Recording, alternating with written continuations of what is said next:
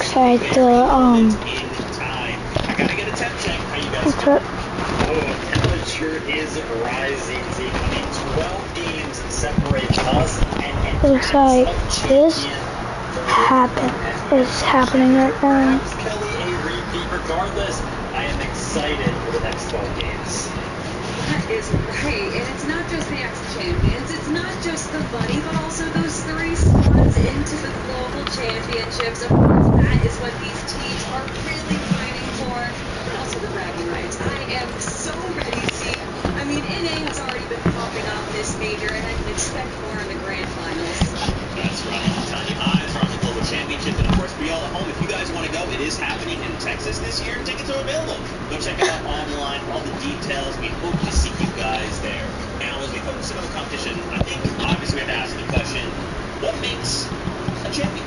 Right? What does it take to walk away the Axe of Champions in hand? Why don't we take a look at one of the first metrics? It's got to be being contested versus uncontested, right? Uncontested, it really was, nobody was really favored to kind of win an event, win an FNCS. But as you can see here, if you take a look on the left side of your screen, the past 4 regional seasons of FNCSs, they've actually flip-flopped between being contested and being uncontested as it pertains to whether or not our FNCS champions had such in their job publication. And yeah, we're kind of in this era of where, Kelly, maybe it doesn't really matter. Yeah, a lot of it comes down to circumstances, like what we saw from Acorn and Cold last major. They were triple con, but they made sure to split and pretty much never engaged in a very serious fight besides a few tags. Wherein, firstly, Kanata and Agers, who were uncontested, made up for that by having a huge split draw, as well as some incredible, unique storm surge strategies. So regardless of if you're contested or uncontested, it's all about how you utilize it. Okay, so it's not just contested versus uncontested. Then it's got to be, I don't know, if you're in first place, day 1, you win, right? It's got to be that simple, No, not so simple, Zig. I mean, actually, throughout Chapter 4, it wasn't actually that simple. Our FNCS champions actually were in first place at the end of day number 1.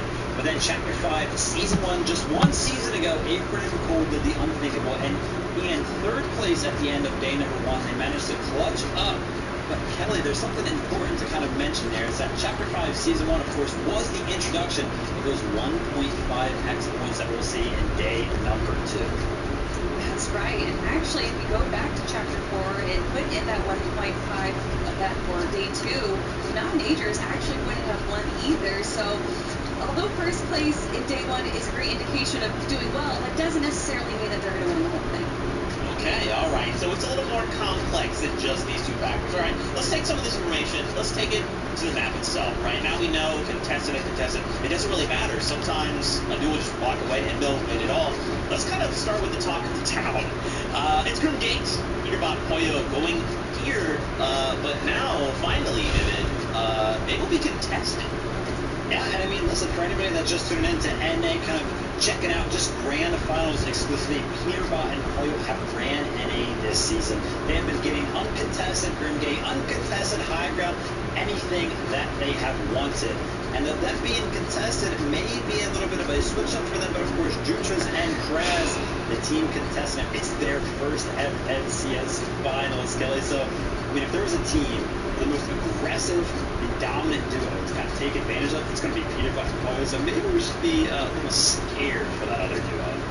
Yeah, the scrims that happened recently are any indication. It's definitely going to be Peterbot and Pollo's POI, but also another uncontested POI is Heron's Crossing. That's over on the west side portion of the map there. And that's where none other than Kanata, the Chapter 4 Season 3 champion, and Cooper, the global champion, are going to be landing. Yeah, I mean, this fits their playstyle, right? You don't really imagine Kanata and Cooper wanting the finals one because Kanata has been so good season to season at finding Storm Surge, no matter if it's in the middle game, early game, anything like that. He's always consistently above. I love it. Okay, so let's toss another name that is uncontested. It's Yamzo and Rise. Yeah, and I'm actually happy to talk about Yamzo and Rise, right? Those split drops come into play, especially when it comes down to Yamzo and Rise, so much so that they were kind of struggling about some of the open qualifiers and actually being able to get all of the loot. But of course, this being an FNCS Grand Final set lobby, we're going to be getting all the loot uncontested. obviously it wouldn't be an FNCS major if we didn't have a dozen teams landing over in fencing channel. Actually, only 3 teams this time around. But actually, the teams that we did see here in Chapter 5 Major 1. Yeah, big name teams as well. Acorn and Cold, your reigning FNCS champions, Muzz and Paper, and Crizzix and Yasir will also be over there. So Acorn and Cold are going to be finding themselves in familiar ground when it comes down to the POI. It'll be exciting to see if they can kind of run up the back-to-back. All right, so we talked about them, right? Peterbot, Boyo. You know, we can sit here and say, hey, they're real good. You know, let's just take it a step further. Let's just show you some of the numbers, right? These guys ended last season in 2nd place, and now, as Vivid mentioned, they have been dominating all season long. This has to be their season, right? This is it. Yeah, and I think of course, getting 2nd place last season was awesome, but a lot of people have them as their favorites to go ahead and win this season. I myself included. I think that their aggressive playstyle, being backed up by that Grim Gate medallion, that aspect of agility, is going to be too much for the rest of this lobby to handle. Yeah, the way that they're able to just control the lobby, whether it's the mid-game rotations or the in-game height hold, that Fizz on top of the coin is just absolutely dominating the rest of the lobby. Okay, I want to hear from our casters get their thoughts on today. This is them, it's MDM and the best taco. Thank you, Zeke. That's right. We have a lot to look forward to, of course, here as we are getting so close to the Golden Championships and crowning who's going to take those seats, but it's Grand Final Taco. Yeah, I'm big cheesing, man. This is the weekend that everything so far in Major 2 has really been building up for. Whether teams are contested, uncontested, everybody has been trying to figure out their search strategies leading up to this big weekend. Yeah, that's right. So there's going to be a lot of crazy competition, and, you know, NA is loaded with the who's who of competition, as you all know, so I couldn't be more excited, Zeke. Man, me neither, and we're getting close to starting off the competition, but really quickly we did want to highlight, obviously, the conversation of who could win and walk away champions is great, but again, 3 spots going to the Global Championships, so let's talk about who could walk away in the top 3 and solidify themselves that spot and take a seat on the bus going to Global Championships. You know, let's start off with Eons and Rise. Kelly, you know, these guys, though they haven't had the most stellar qualifiers, have they kind of fixed what they needed to possibly end this weekend in the top 3? I mean, they didn't have the most stellar qualifiers in Major 1 as well, but they still performed absolutely incredibly in Day 1. Unfortunately, they did run into issues in Day 2 and weren't able to play all their games, which is why we saw them go into 8th place. Before that, in Chapter 4, they literally placed 3rd, 4th, and 3rd throughout the majors. They are an incredibly consistent duo. In fact, might be the most consistent duo in the last year. And historically speaking, they do way better on Day 2 when they're able to play all their games. So obviously, with the current meta, it definitely favors them.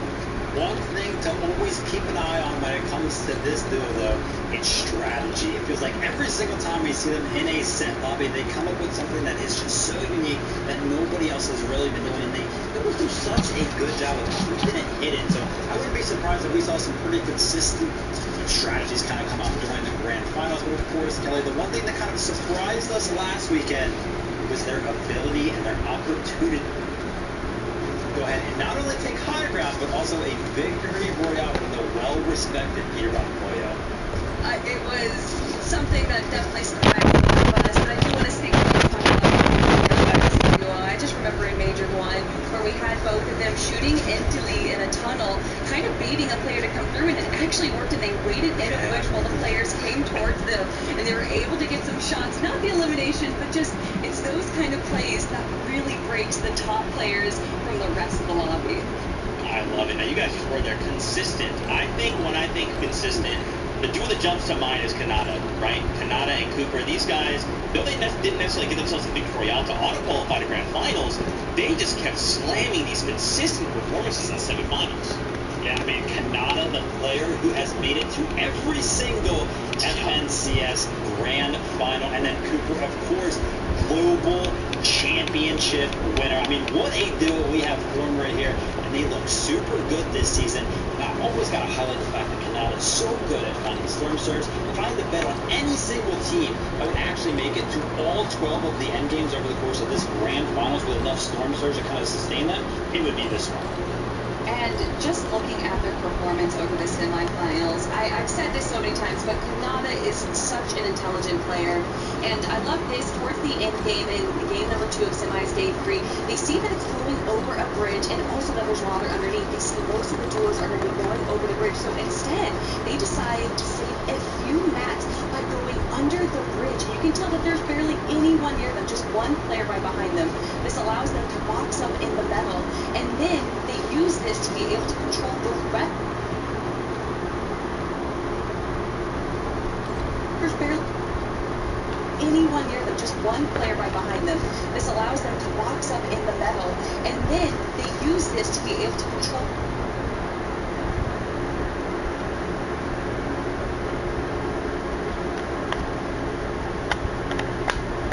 the rest of the lobby, grabbing great eliminations, but then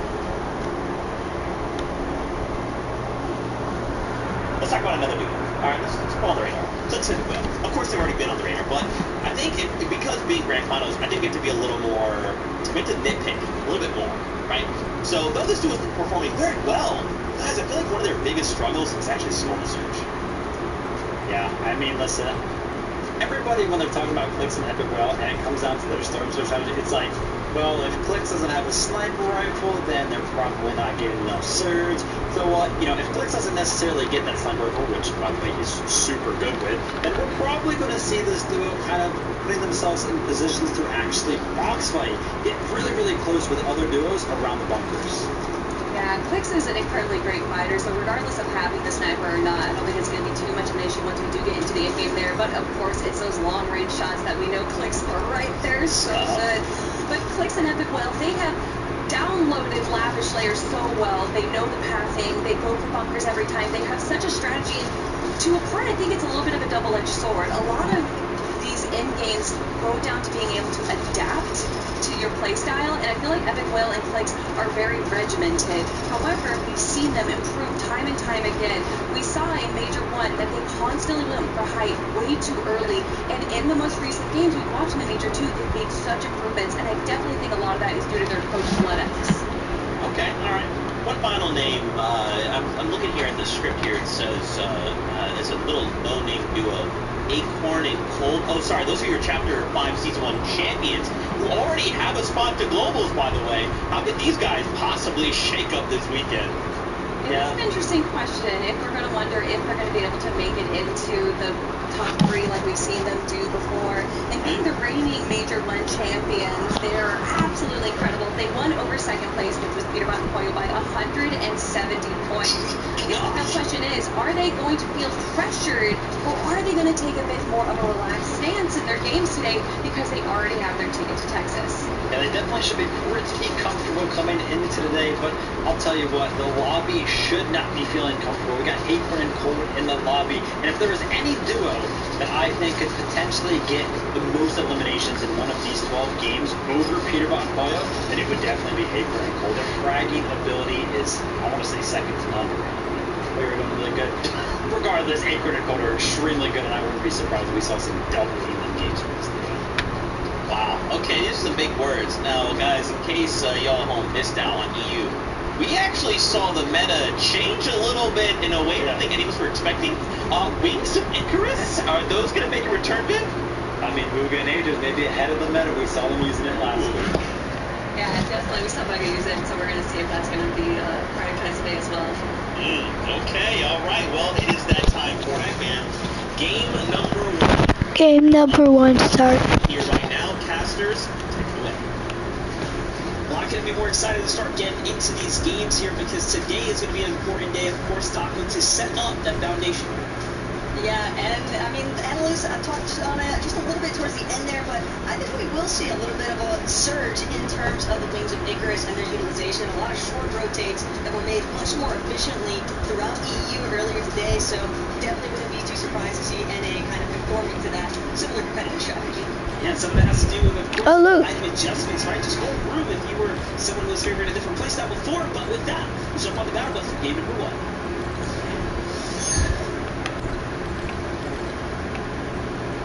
Grand Finals is here, and K1 is kicking off right now. If you're out there watching, to you are just in time for what will be an exceptional set of games. We all know who is up on the line here as far as the competition is concerned. We have a lot of excellent duos here representing for NA. One of the most highly contested spots, though, seems to have a little bit of an additional stir in the mixer. There's 4 teams at Empty Fields. Comes as no real surprise. Again, a lot of times our competitive players, they know, expect the worst but hope for the best. And Cold Acorn, one of our more popular teams, landing at Fencing Fields. They're aware of the fact they tend to encounter, you see in physics the most, but it's Muzz and Curly who are going to be the first to fall the opposite end of Fencing Field paper, trying to see if he can close the job down here. Does get the full knock effectively onto Curly, but at the same time, Muzz just barely going to manage to hold on for a little bit longer here. A nice performance from paper to start things off. Definitely going to imbue this team with confidence. I definitely agree. Things are kicking off right now. Paper hurts, Muzz hurt as well, but so are the opponents on the other side of the barrels here. You can see the 2 duos lurking nearby. Acorn Cold. 360 Seer contemplating if whether or not jumping in here is worth it. It does seem like Crystal and Seer. If we decided they're going to move a little closer, but first Muzz and Paper have to finish this battle quickly. Looks like Graves might be picking up his duo. That, but keep in mind, Muzz running relatively low as far as his ammo is concerned. Only has 8 bullets left inside that Nemesis AR. Wants to close the distance. That's going to be his final push bomb expended here as well. But with 30 shield, 90 white HP, he's definitely got an advantageous position currently up against the likes of Braze. Also has Paper right next to him. These two could look to just close in on the attack, but they are definitely, these two could look to just close in. These two could look to just close in on the attack, but they are definitely trying to be wary. They don't want to get over ambitious here. They understand fully that there is at least 1 or 2 other teams directly nearby that could pose a huge threat to them if they're not careful. Very standard Muzz and Paper play here to move out of the western side of this map. This is a well-placed disengage here, of course, to get to this slurp truck. We've seen this before. We've seen it again and again. But take a look at some of the highlights that are happening around the map. If you were wondering what was going on with Seek and Dash here at the Snooty Steps, they are on top of the game here, knocking down Ashia Jr. when we watched just barely slip his way into the grand finals there with that uphill qualifiers battle. But we jump into the continued action here for the Grand Finals kickoff game number 1 with Blake and Mackie now at the Grand Glacier. They've been contested all throughout the qualifiers. Now coming into Grand Finals, there's no surprise here. But this time, much bigger threats, right? They have Thoric here in a team just outside the Grands. School and Thoric are definitely no walk from the park, and Blake and Mac with their positioning currently trapped a little bit inside of the vault here at Grand Glacier, trying to make room now, breaking down these wall edits left behind by School and Thoric. They will manage to scurry out the vault for the time being. Blake as well trying to get a good perch overhead view. Just going to continue breaking open that ceiling here at the Grand Glacier, give himself some further leverage, trying to find a good angle, nice line of sight that can give him the advantage, but all the while, teams down here at Mount Olympus, Fuga and Agers, another one of our contested teams, they're dealing with the likes of Zeus and Pix though, and they don't really seem to be in too curious a position currently, although it's probably a matter of time. Fuga and Agers both looking like they're just trying to set up for the actual attack onto Zeus and Pix. Ooh, ooh, ooh. Angles being set up now from Aaron and Chance down at the bottom of the space here. Might be seeing a little disengaged though. This is a strong, rock steady base up top, but Aaron and Chance want a piece of Hakio.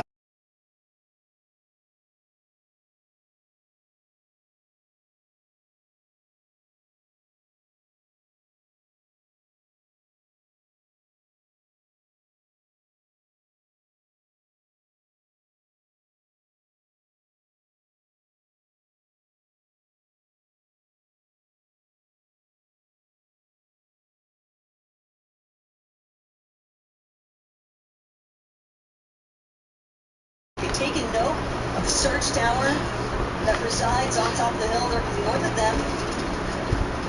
Hello? And if there's one thing that Peterborough and Boyle look to do, it's block spike.